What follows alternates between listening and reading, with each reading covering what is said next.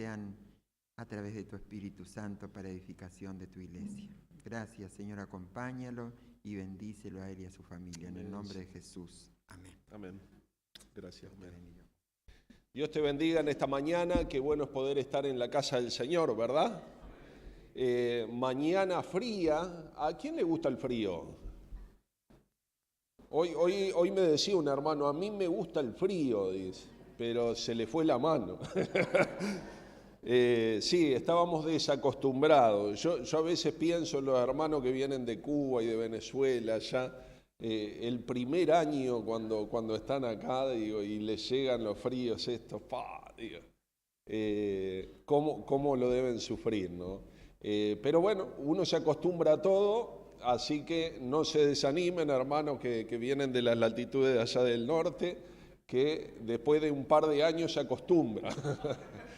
Hay que abrigarse bien.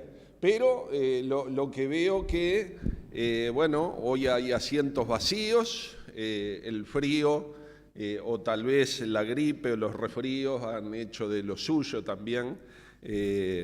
Pero bueno, si nos están siguiendo por el canal de YouTube, los hermanos que hoy no están acá, les mandamos un abrazo también y oramos por aquellos que están con dificultades de salud. Y hablando de eso, hermanos, nuestra hermana Virginia está con presión alta en medio de su embarazo, está de 28 semanas. Y bueno, y esto es complicado, puede llegar a ser complicado tanto para la salud de ella como para la salud del bebé, ¿no? Que también se está hablando de la posibilidad de una cesárea ya prematuramente, ¿no? Y bueno, y sería bueno que estemos orando como pueblo. No sé si ya lo han hecho al principio del culto. No. Vamos a tomarnos un tiempo para orar por Virginia y también por el bebé, pidiendo que el Señor obre, que el Señor esté haciendo un milagro, especialmente en la vida del bebé, si tiene que venir antes, si tiene que nacer antes, que el Señor le guarde y pueda estar madurando sus pulmones y pueda estar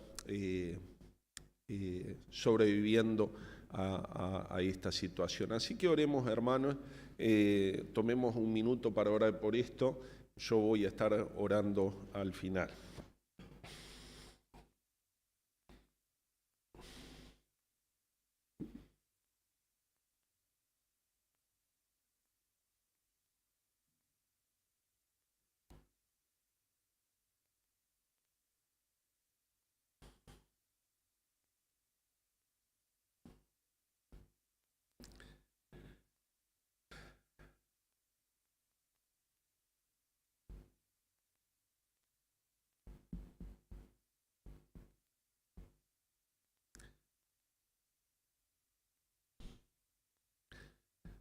Padre amado, junto a todos los hermanos en esta mañana, queremos ponernos de acuerdo, interceder, Señor, por la salud de Virginia y de su bebé, Señor. Padre, sabemos cuán delicada es la situación y Padre, pedimos, Señor, que tú intervengas, que estés poniendo tu mano de sanidad sobre la vida de Virginia y especialmente sobre la vida del bebé.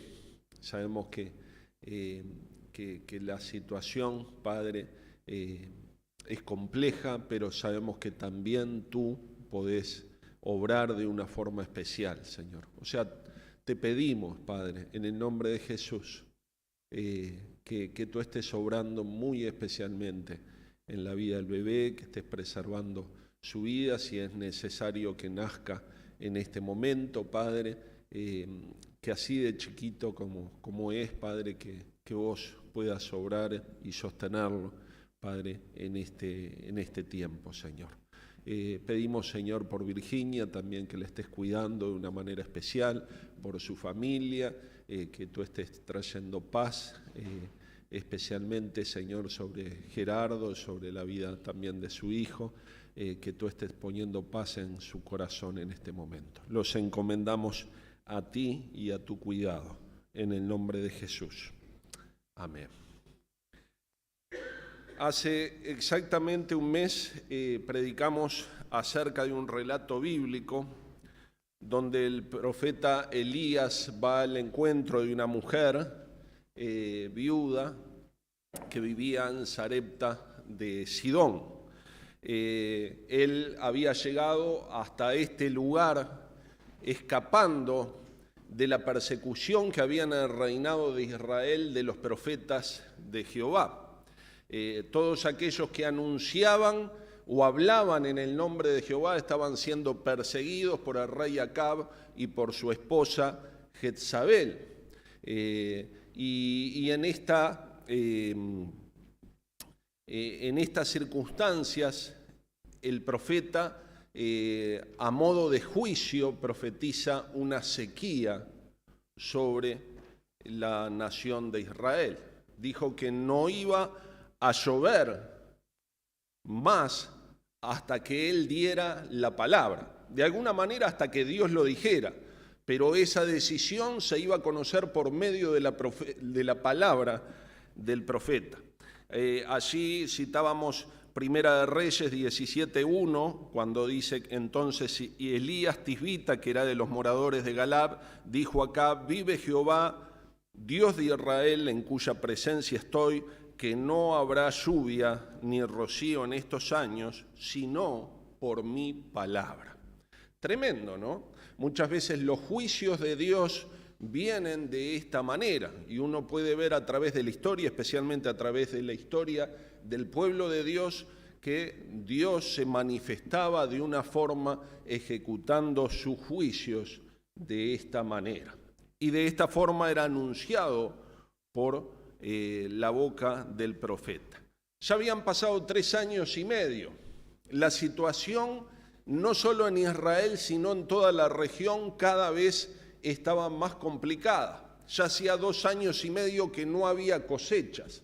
La comida que se podía traer o que se necesitaba se traía muy de lejos y salía muy cara. Y bueno, había gente que la podía pagar, pero otros no. Y esos estaban muriendo de hambre. Ya no había campos verdes. Nosotros hemos podido experimentar, después de 3 años de déficit hídrico y especialmente en el verano, cómo el jardín que teníamos en casa o el pasto que estaba afuera estaba quedando amarillo, las canchas de fútbol. En La Tuna, cuando fuimos en el campamento, el pasto ya no era verde, era amarillo, pero en este caso ya no había pasto, ya no había pasturas. Cuando uno sigue el relato bíblico y ya pasa a Primera de Reyes, capítulo 18, vemos cómo el rey y los siervos del rey estaban afanados en ir a buscar pasturas a todos los lugares del reino, a ver si había pasto para conservar la vida a los caballos que tenía el rey. A ese punto había llegado la situación en Israel. Nosotros, hace un mes que estamos hablando de esto y todavía seguimos esperando lluvias que alivien la situación del embalse que abastece de agua a la capital, ¿no? Escuchamos una vez atrás de otra, tenemos agua para 30 días más, tenemos agua por 15 días más, y así venimos pateando la pelota para adelante, pero acá, por 3 años y medio, no cayó una gota de agua, ni siquiera rocío, ¿no? O sea que me imagino aire seco, árido, caluroso y no ninguna gota de lluvia. ¿Cuál era el hombre más buscado en ese momento? Elías. Él había dicho: por mi palabra, si no es por mi palabra, no va a llover.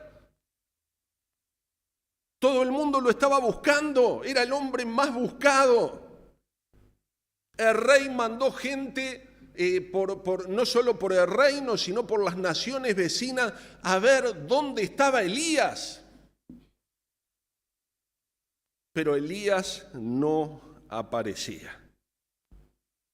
parecía que se lo había tragado la tierra. Muchos por ahí tal vez decían, no, Elías murió. ¿Qué va a pasar si Elías no aparece? Es en este contexto que Dios le habla a Elías y le dice, bueno, ya es tiempo que te aparezcas delante del rey. Si ustedes quieren abrir su Biblia, allí en Primera de Reyes, en el capítulo 18, ya en el versículo 1 encontramos esta situación. Si quieren, después no cierren su Biblia porque vamos a ir avanzando en función de la historia sobre el capítulo 18. Dice en Primera de Reyes, capítulo 18, versículo 1, pasado muchos días vino palabra de Jehová a Elías en el tercer año diciendo, ve, muéstrate a Acab y yo haré llover sobre la faz de la tierra. Este rey, Acab, reinó entre los años 874 y 853 antes de Cristo. O sea que es una historia vieja, muy vieja, data prácticamente de casi 1000 años antes de Cristo, estamos hablando. Pero es una historia muy vigente y vamos a ver por qué es tan vigente el día de hoy. El rey Acab se desvió mucho más que sus antecesores de la palabra de Dios. Cuando el reino de Israel se dividió en dos, el hijo de Salomón, después que reinó Salomón, que fue el reino unido de Israel, después sus hijos dividieron el reino en dos. Y como ustedes saben, quedó el reino del sur, que era Judá y Benjamín, y el reino del norte, las 10 tribus de Israel, que poco a poco se fueron apartando de la palabra del Señor, olvidando las enseñanzas de Dios. Básicamente ellos tomaron la palabra que tenían y reconocían el Pentateuco como palabra inspirada de Dios, los primeros 5 libros de la Biblia, y dijeron, esto es relativo para nosotros. Y poco a poco empezaron a diluir la enseñanza de la palabra de Dios en el reino del norte. Y junto con eso empezaron a adoptar prácticas idolátricas de los pueblos de ese lugar. Todos los reyes que habían sido antes de Acab fueron en esa dirección, pero Acab fue mucho más lejos que eso. Les explicaba hace un mes atrás que en función de hacer una alianza militar con Fenicia se había casado con una mujer que vino a controlar su vida, al punto de que prácticamente Acab obedecía lo que Jezabel le decía. O sea que esta Jezabel, que era hija del rey de Fenicia, vino a ser prácticamente la cogobernante de Israel.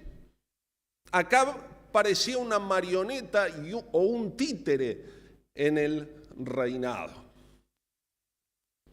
Pero esta mujer no vino sola al reinado, sino que vino con un séquito de profetas que promulgaban la religión de sus padres, de su lugar.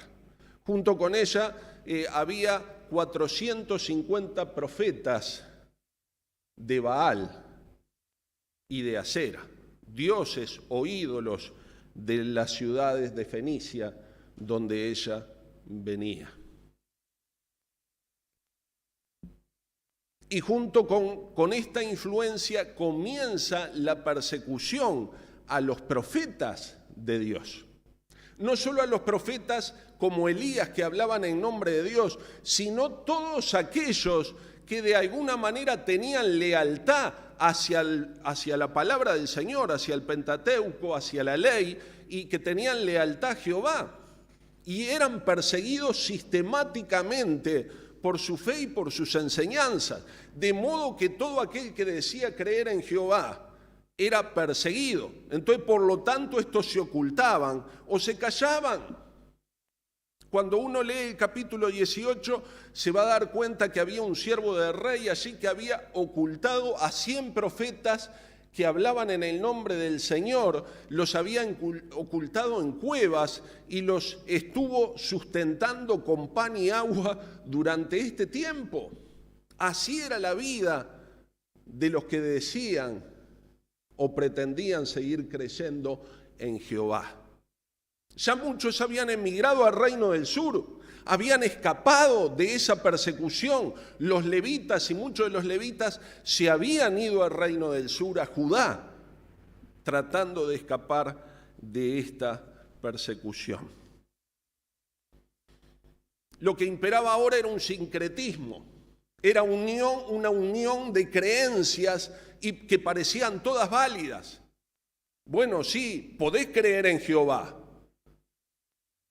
pero también podés creer en Asera, podés creer en Balac, podés creer en Moloc y rendirle culto a todos ellos, porque ninguno de ellos se va a enojar, decían. Muchos de ellos defendían este sincretismo y decían, mejor poner los huevos en distintas canastas. ¿Ustedes conocen ese dicho? Bueno, porque si no responde Jehová, puede responder Baal, y si no responde Baal, puede responder Asera, y si no responde Asera, puede responder otro. Entonces habían hecho un menjunje religioso donde que para los habitantes de Israel había llegado a ser equivalente creer en uno o creer en otro, depende de la circunstancia. Si uno no responde, le pedimos al otro. Y en esa ideología estaban. Todo es relativo. Es muy similar al relativismo que se vive en este tiempo, donde, bueno, todas las creencias son equivalentes o parecidas y, bueno, da lo mismo creer en una cosa que creer en la otra, todos los caminos llevan al mismo lugar.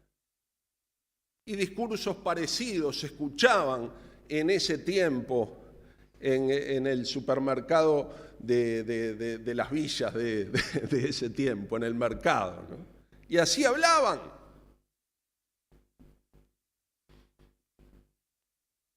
Pero cuando estábamos hablando de ídolos, no estábamos hablando de meras creencias. El culto a Baal se caracterizaba por brindar ofrendas y, bueno, se creía que Baal era el dios de las cosechas, el dios que controlaba los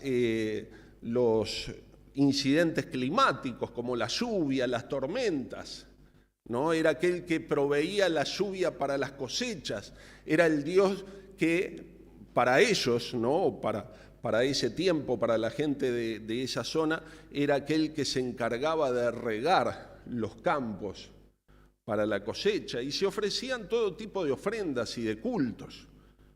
A Asera se le consideraba la madre de Baal. En otras culturas era conocida como Artemisa, o más tarde en el Nuevo Testamento como Diana, pero bueno, digamos que era la personificación de un ídolo que tenía que ver con la fertilidad, que tenía que ver con el erotismo. Y mucho del culto a Asera pasa por rituales que tenían que ver con lo sexual. Había sacerdotisas que de alguna manera estaban vinculadas al culto a Asera como esclavitud sexual, no por voluntad propia. Y el pueblo de Israel, que tenía prohibido este tipo de culto, estaba incurriendo en este tipo de celebraciones y de culto, alejándose por completo de los mandamientos del Señor. Por allí también estaba el ídolo Moloc, a los cuales los israelitas comenzaron a rendirle culto. Pero a este dios Moloc se le hacían sacrificios humanos. Se llevaban a niños recién nacidos y se le ponía sobre la imagen del ídolo, que era como un toro con los brazos abiertos, una imagen de bronce que se prendía a fuego hasta quedar en rojo vivo, y se llevaban a los niños recién nacidos y se ponía sobre los brazos de Moloc hasta que se consumían. Tales prácticas idolátricas venían atrás de estas enseñanzas que el pueblo de Israel estaba admitiendo. Uno puede ver este tipo de cultos cuando Jeremías denuncia que hacían pasar por fuego a sus hijos. Se refieren a este tipo de cultos idolátricos. Aún un rey de Judá, tiempo después, casualmente también llamado Acab, dice que hizo pasar a su hijo por fuego. No estamos hablando de niñerías o simplemente meras creencias. Esas creencias tenían una repercusión directa sobre la moralidad del pueblo, sobre sus valores éticos, sobre su forma de vida. Y en función de esta idolatría y de estas prácticas, Dios ejecuta un juicio y dice: no va a llover más hasta que nuevamente yo lo diga.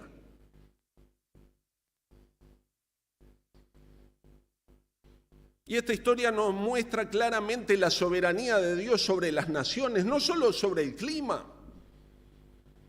Como les dije, en ese tiempo pensaban que, podían manipular a los distintos dioses o ídolos y pensaban que Jehová era un Dios más. Y como explicaba hace un mes atrás, ellos pensaban que Jehová era el Dios de las montañas, donde allí tendría relativo poder. Pero acá en el llano, acá quien manda es otro. Y así pensaba, y así actuaba.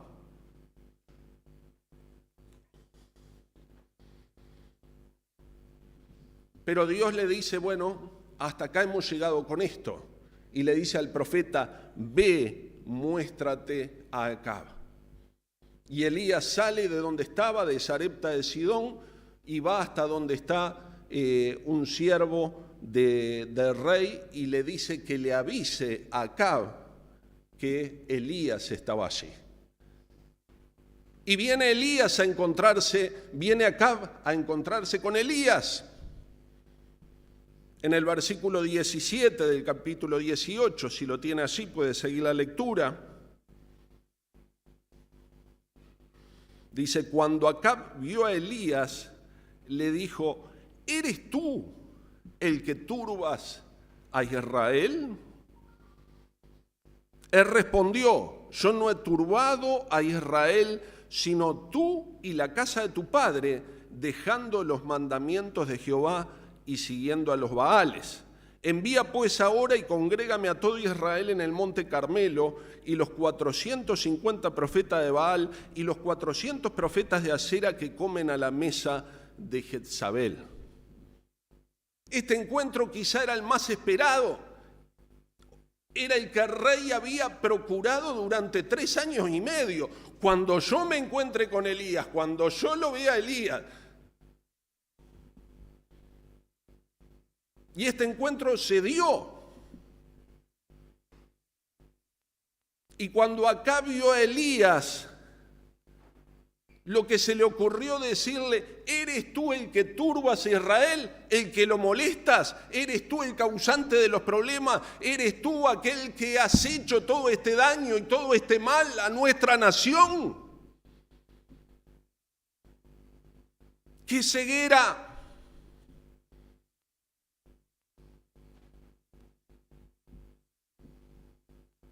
¡Qué dureza de corazón! No le habían alcanzado 3 años y medio de necesidad, 3 años y medio de problema, 3 años y medio de ver sufrir a su pueblo para arrepentirse, de apartarse de la ley del Señor. Porque no podíamos decir que no conocía la palabra de Dios. Claro que la conocía, la había desechado. Se había olvidado. por decisión había dicho: yo ya no creo en esto.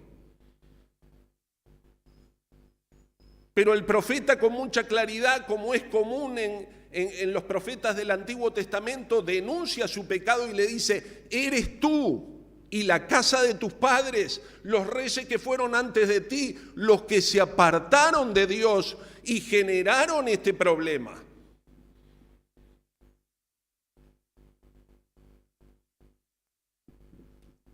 Uno pretendería que ante esta situación el rey viniera arrepentido, dijera: por favor, ayúdanos, intercede delante de Dios por nuestros pecados.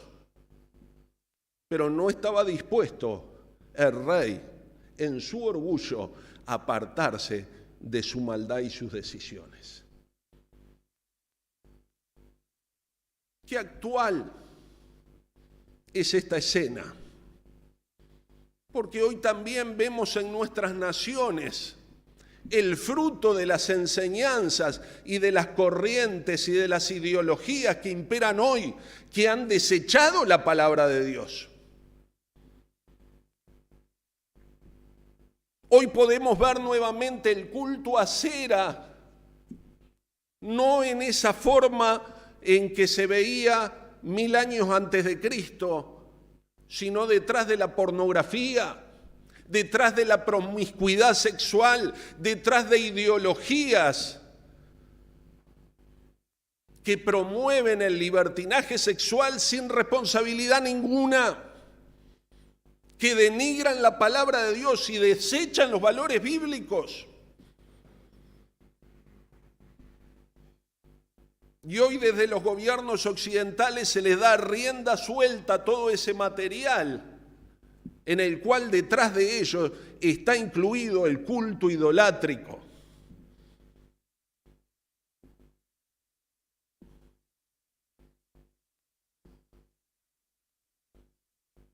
¿Cuántos gobernantes el día de hoy se tapan los ojos, se tapan los oídos para no escuchar la palabra de Dios y promulgan leyes que terminan con la vida de los bebés aún antes de nacer? Mis hermanos, leía artículos de prensa que dice que las matrículas en los colegios preescolares bajan porque ha bajado la natalidad en nuestro país. Y yo me pregunto, ¿a cuánto se debe a los abortos que se hacen por año?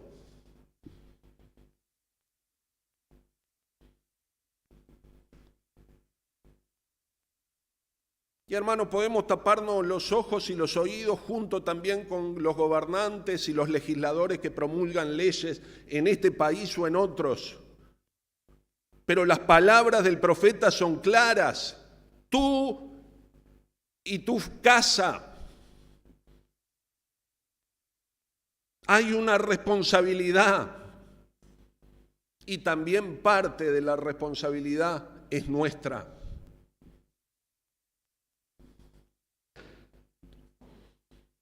Pero muchos de los problemas de nuestras sociedades hoy, que tienen que ver con promiscuidad sexual, que tienen que ver con abuso infantil, que tienen que ver con la violencia, que tienen que ver con suicidio, que tienen que ver con la droga, muchos de esos problemas, por no decir todos, tienen que ver con apartarse de los valores de Dios, por desechar el consejo de Dios, por decir esto es anticuado, anacrónico, ya no nos sirve, y darle cabida al culto a Baal, al culto a Cera, al culto a Moloc en el día de hoy. En medio de esta situación no queda otra que una confrontación directa. El profeta le dice: bueno, manda a buscar al pueblo y manda a buscar a los profetas de Baal y a los profetas de Acera y congrégamelos aquí.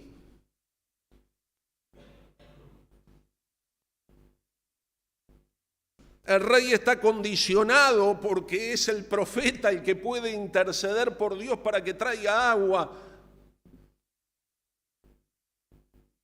Y dice, bueno, está bien, juntémonos todos.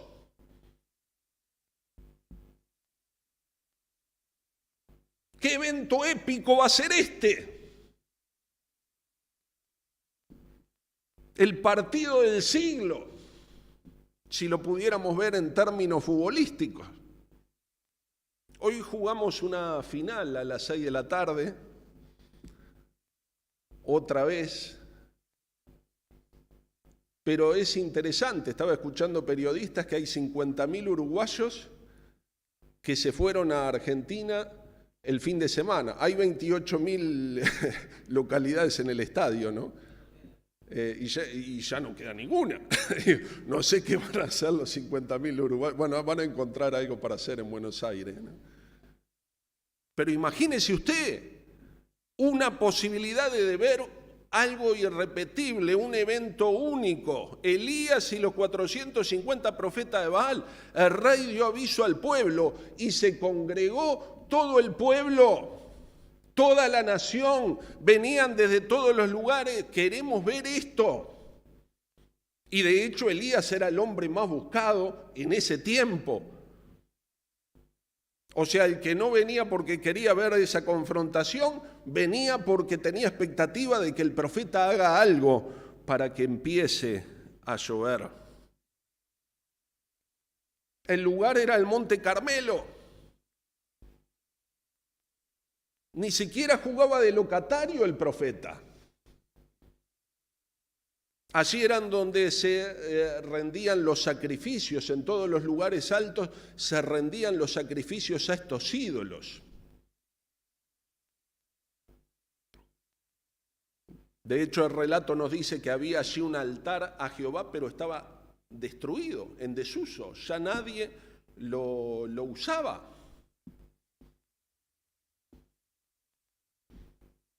La hora fue temprano en la mañana y de un lado había 450 profetas de Baal y de Asera y del otro lado solo un profeta de Jehová. El apoyo popular probablemente estuviera del lado de la mayoría, porque todo el pueblo de alguna manera había aceptado este sincretismo y eran adoradores también de Baal y de Asera, porque ya los que confiaban en Jehová ya se habían ido, habían sido perseguidos o se les había quitado la vida. O sea, de un lado había uno, del otro lado todo el pueblo.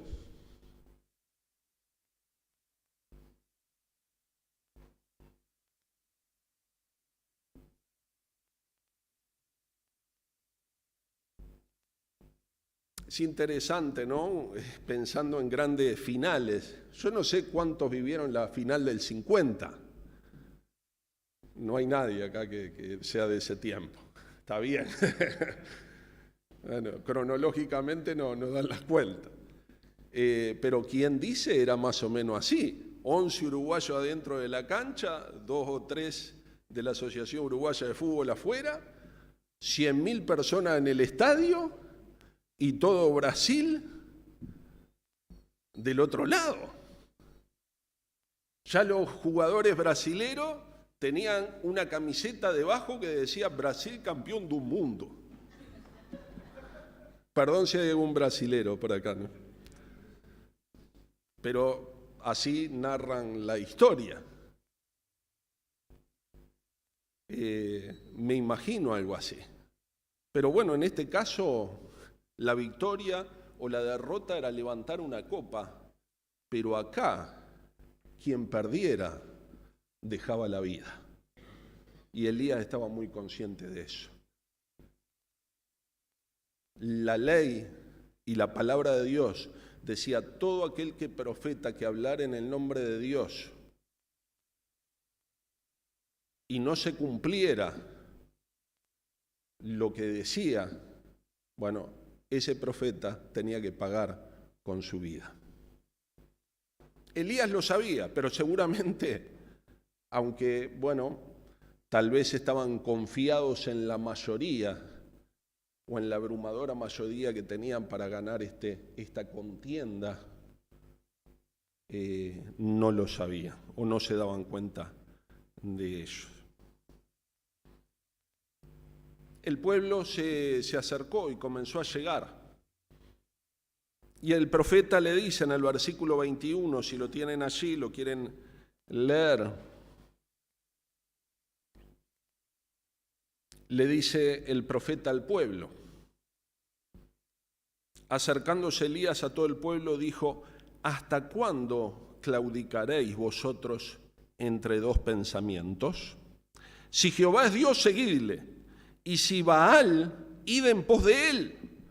Y el pueblo no respondió palabra.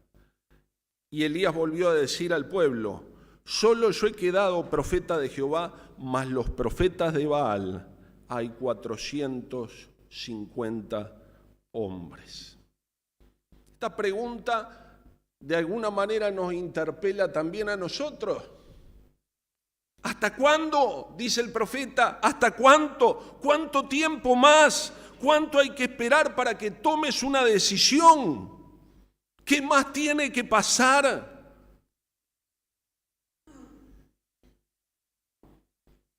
Muchas veces estamos postergando el hecho de acercarnos a Dios cuando sabemos que es el único camino, cuando sabemos que es la solución para nuestra vida, que en Él está la salvación y seguimos esperando para entregarnos a Él.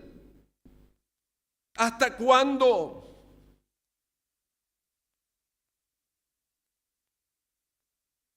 Le dice: ¿hasta cuándo claudicaréis? Si usted busca la definición en un diccionario de esa palabra, claudicar significa ceder, rendirse o renunciar, generalmente a causa de la presión externa o por inconvenientes. Vacilar, perder fuerzas y firmeza frente a un contrario y terminar cediendo ante él. Y lo que le está diciendo Elías es eso: ¿hasta cuándo vas a estar claudicando o conciliando entre dos ideas?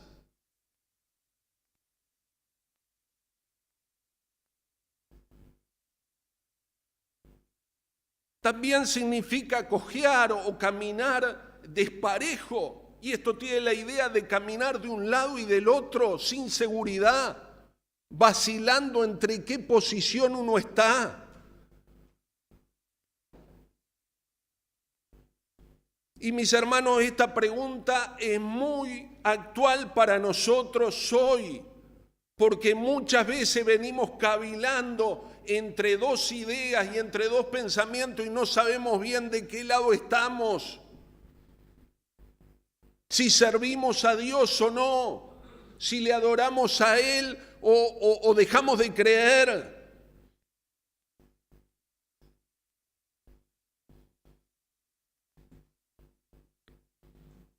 Nosotros sabemos con claridad que Dios es único, que Dios es celoso, pero muchas veces, muchas personas están buscando en otro lado respuestas a sus problemas, respuestas que no vienen de parte de Dios.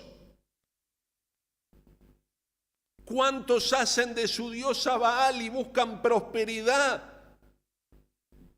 por otros caminos que no tienen que ver con los caminos de Dios? Y aún ponen negocios que no tienen que ver con Dios. Y dedican todo su tiempo a eso como si fuera su salvación.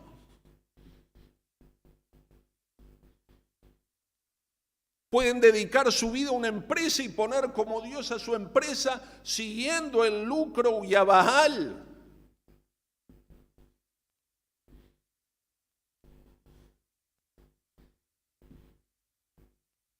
Entonces la pregunta es válida: ¿hasta cuándo vamos a claudicar entre dos pensamientos? Porque Dios no admite dos posiciones.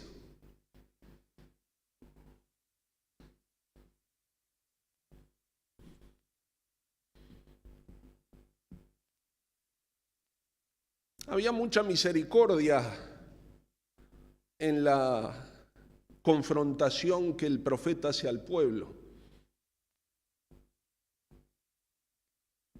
porque no les pone a ellos en la situación de tener que responder o de decirles que ellos son los culpables de la situación, pero sí les confronta a que tomen una decisión. Les confronta a que elijan o por Dios o por Baal, pero de un lado tienen que estar.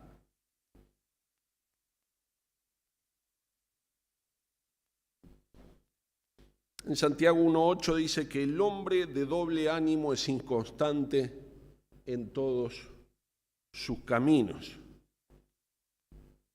Si nosotros vivimos de esta manera, sin tener un rumbo fijo, sin estar claros de qué lado estamos, no solo vamos a estar perjudicando a nosotros mismos, sino que estamos perjudicando y dañando a todo nuestro entorno y en primer lugar a nuestra familia.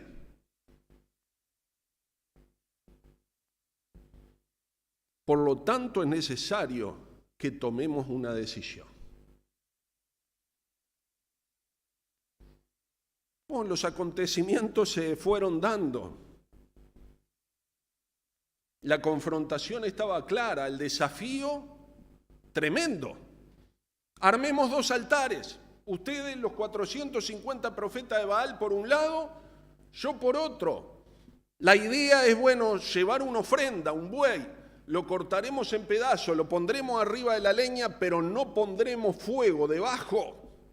En ese tiempo los sacrificios eran así.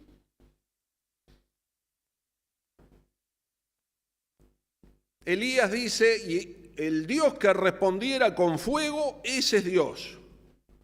Y el pueblo dijo, bien dicho, me parece genial. El pueblo en ese momento se estaba constituyendo en el juez de la contienda. Empezó el turno de los profetas de Baal. Temprano en la mañana comenzaron. Dice en el versículo 28 y 29 que ellos clamaban a grandes voces, se zanjaban con cuchillos y con lancetas conforme a su costumbre, hasta chorrear sangre sobre ellos. Pasó el mediodía y ellos seguían gritando frenéticamente a la hora de ofrecerse el sacrificio, pero no hubo ninguna voz, ni quien responda, ni quien escuche. Esto nos deja muy claro, mi amigo, mi hermano, que fuera de Dios no hay quien escuche. Fuera de Dios no hay quien tenga poder para dar respuestas. Fuera de Dios, de Jehová, del Señor de los ejércitos, el creador de cielo y tierra, no hay Dios. Todo aquel que quiera o pretenda dar respuesta por fuera de Jehová es un ídolo, y detrás de un ídolo hay un demonio, como lo había en ese tiempo detrás de estos ídolos que se adoraban. Eran demonios que aún hoy siguen operando.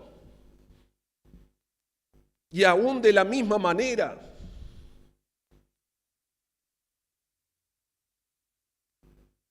Pero la única respuesta que puede darse a tu oración, a tu pedido, a tus problemas, viene de Dios.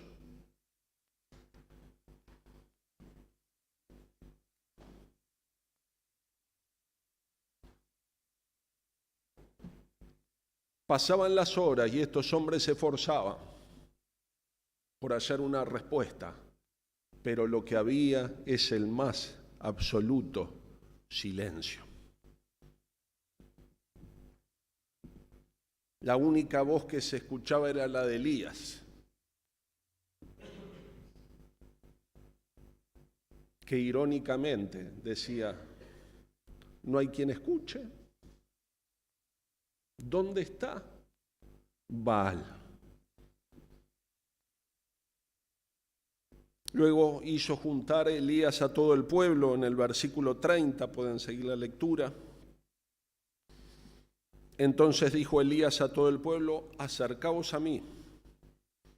Y todo el pueblo se acercó. Y dice: arregló el altar de Jehová que estaba arruinado, y tomando 12 piedras conforme al número de las tribus de los hijos de Jacob, la cual había sido dada palabra a Jehová diciendo: Israel será tu nombre, y edificó con las 12 piedras un altar en el nombre de Jehová, y después hizo una zanja alrededor del altar en el que cupieran 2 medidas de granos. El altar de Jehová estaba destruido, estaba arruinado, estaba en desuso. Ya nadie iba allí. Pero el profeta hizo que ese altar, o sea, él con sus manos lo edificó nuevamente.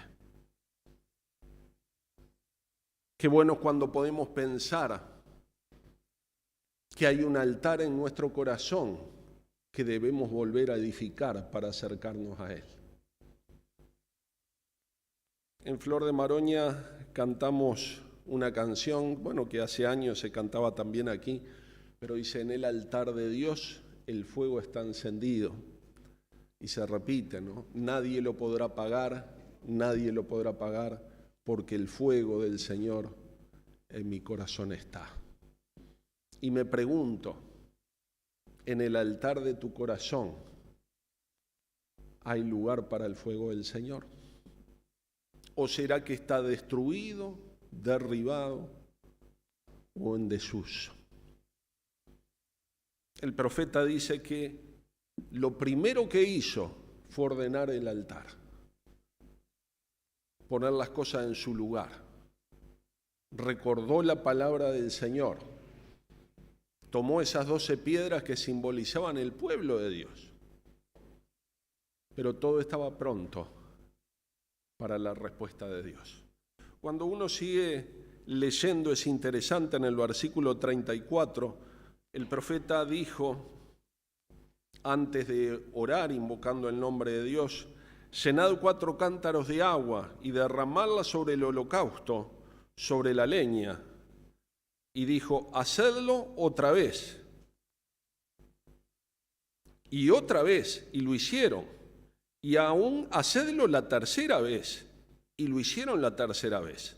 De manera que el agua corría alrededor del altar y también había llenado la zanja alrededor del altar.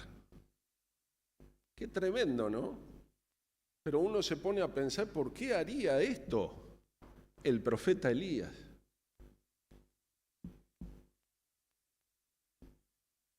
Evidentemente que humanamente no había posibilidad que ese fuego se encendiera.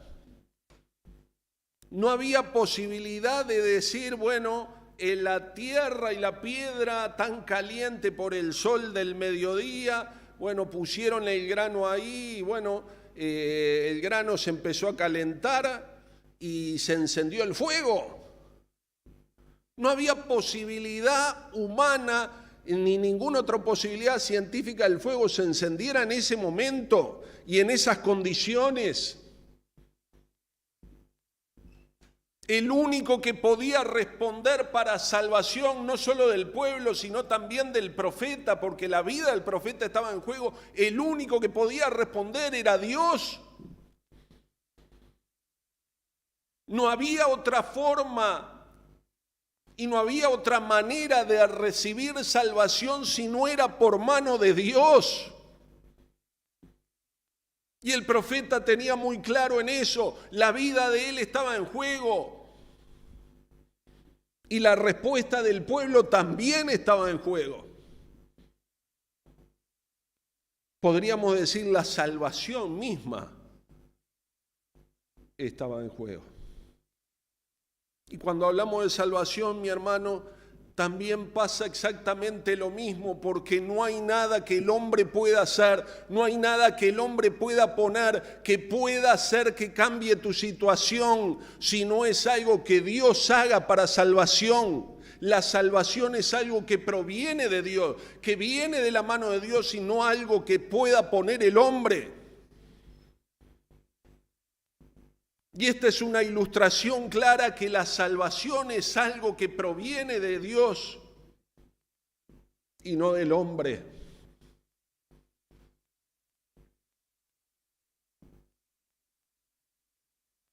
Ese fuego que viene a consumir el altar, que viene a consumir la ofrenda, solo es presencia de Dios, por la mano de Dios.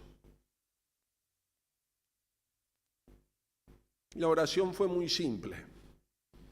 No hubo un ritual, no hubo danzas frenéticas, no hubo un culto desenfrenado. En el versículo 37 dice, nos relata su oración: respóndeme, Jehová, respóndeme, para que conozca este pueblo que tú, Jehová, eres Dios y que tú vuelves a ti el corazón de ellos. Entonces cayó fuego de Jehová y consumió el holocausto, la leña, las piedras y el polvo, y aún lamió el agua que estaba en la zanja, y viéndolo todo el pueblo se postraron y dijeron: Jehová es Dios, Jehová es Dios. Mi hermano, quizá hoy haya una confrontación en tu corazón y estés claudicando entre dos pensamientos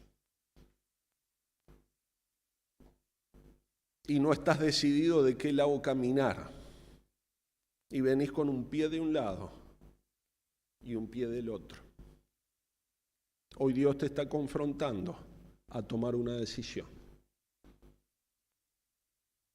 La salvación está en las manos de Cristo y no tiene que ver contigo. Pero el profeta tuvo fe en un Dios que responde, un Dios que escucha, un Dios que salva, un Dios que provee salvación y vida eterna. ¿A quién vas a escuchar en esta mañana? Te invito a que inclines tu rostro y medites en esto que has escuchado en esta mañana hoy. Y te invito a que tomes una decisión en tu corazón hoy. Si Jehová es Dios, si Jesucristo es Dios, si Él ha muerto por tus pecados, si Él ha entregado su vida por ti, te ha redimido, se ha entregado como expiación en el lugar tuyo, ¿qué vas a hacer tú?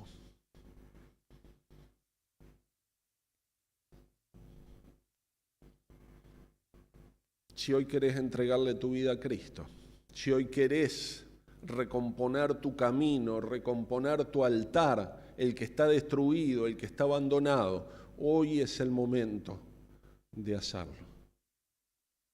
El Señor te está invitando nuevamente en amor, en misericordia, con su paciencia a renovar el altar. ¿Querés entregar tu vida a Cristo hoy? Levanta tu mano, quiero conocerte, Dios te bendiga. Puedes bajar.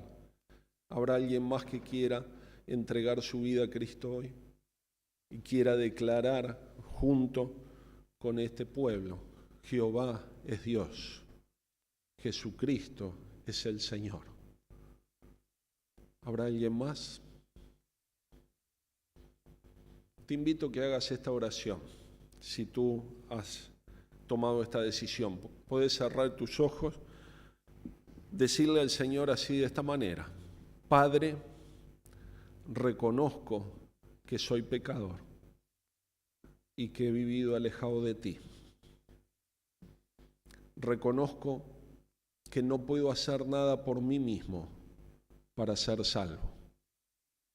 Entiendo que mis pecados me condenan. Repetilo y decíselo al Señor con tus palabras si querés. Pero también entiendo que Jesucristo murió en la cruz para cargar mis pecados. El justo por los injustos, por mí. Y reconozco que el sacrificio de Cristo es suficiente para perdonar mis pecados. Acepto a Jesús como Señor y Salvador. Y confieso con mi boca que Él es el Señor, mi Salvador, mi Dios. Y desde ahora quiero seguirle y servirle a Él. En el nombre de Jesús. Amén. Que Dios te bendiga y que pueda hacer algo distinto en este tiempo en tu vida. Amén.